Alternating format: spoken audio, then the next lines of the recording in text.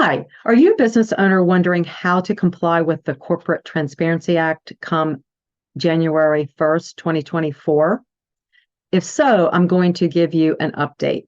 I'm Catherine Taylor, the lawyer for business owners, and I'm going to provide to you a couple of updates recently issued by the Financial Enforcement Crimes Network, which is commonly referred to as FinCEN.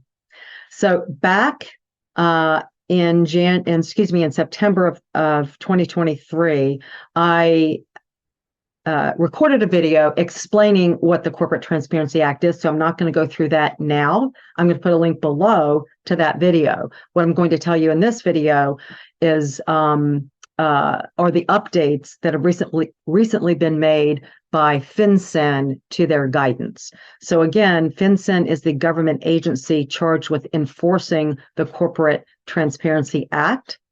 The Corporate Transparency Act goes into effect January 1, 2024, and it pretty much affects all small businesses in the United States.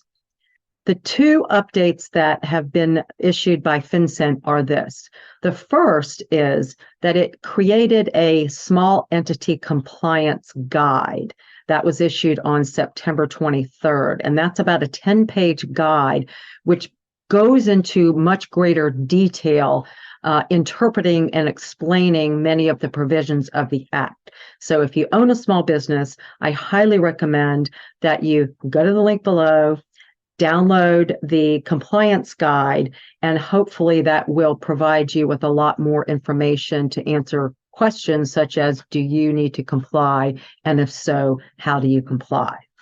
The next update is that FinCEN very recently, on September 29th, stated that rather than the 30-day period beginning January 1, 2024, for new entities to register and comply with the CTA, it is extending that 30-day period to 90 days.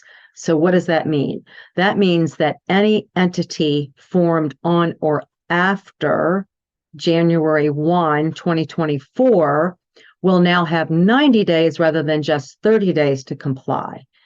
And the good news is that if an entity was formed prior to January 1, 2024, that entity has until January 1, 2025 to comply. A lot of information here. As I said, go to the links below. You'll see a link to my prior video, a link to the recent FinCEN guidance, and also a link to the FinCEN news link that will update you as necessary on further issuance by FinCEN. Thanks very much.